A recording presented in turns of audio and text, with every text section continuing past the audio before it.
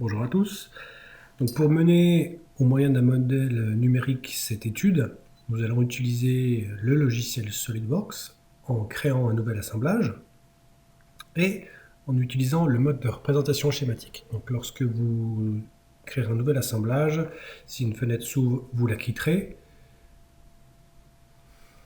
pour ensuite bien cliquer sur créer une représentation schématique. Donc vous observez que ce mode permet d'utiliser des outils d'esquisse et nous allons créer des blocs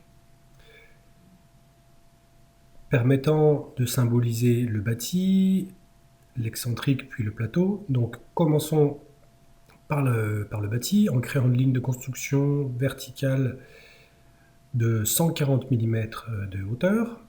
Donc pour cela, ligne de construction, ajouter une cote de 140 mm.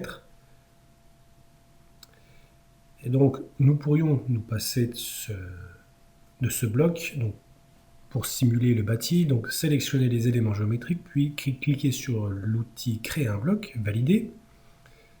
On aurait pu aussi sélectionner par la suite ces éléments. Donc valider pour créer un bloc. Et ensuite, prenez soin de renommer ce bloc. En l'occurrence, ici, nous voulons que ce bloc soit le bâti. Nous allons créer de la même façon l'excentrique avec un cercle de diamètre 80, rayon de 40, et un excentrique de 25. Donc, utilisez tout simplement l'outil cercle en restant dans la représentation schématique.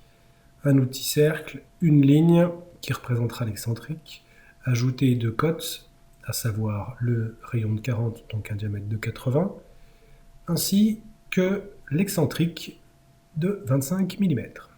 Donc ces deux éléments géométriques, ligne et cercle, vont constituer notre excentrique, donc créer un bloc, sélectionner les éléments qui constitueront ce bloc, et n'oubliez pas de renommer ces éléments. Donc, renommer le bloc 2 en excentrique, et il va nous rester à représenter le plateau. Le plateau étant représenté par une ligne horizontale de 120 mm et verticale de 100 mm. Donc tout simplement retourner dans SolidWorks, outil d'esquisse, une ligne horizontale, une ligne verticale accrochée en son milieu, donc 120 mm pour cette ligne horizontale, puis une ligne verticale accrochée au milieu du plateau, à laquelle vous affecterez une cotation de 100 mm. Une fois ceci fait, n'oubliez pas de créer un bloc en sélectionnant la ligne verticale et horizontale, créez ce bloc et renommez-le en plateau. Donc nous avons nos trois éléments qui permettront de simuler notre cinématique. Donc il faut contraindre le bâti sur l'origine. Vu qu'il y a un point sur un point, ça correspond à une liaison pivot. N'oubliez pas de contraindre verticalement ce bâti, ce qui nous permettra de contraindre l'excentrique et de simuler une liaison pivot avec l'origine. Le plateau, vous prendrez par exemple le point milieu et vous le contraindrez sur la ligne verticale simulant le bâti. Donc point sur ligne, nous avons une translation et une rotation restante.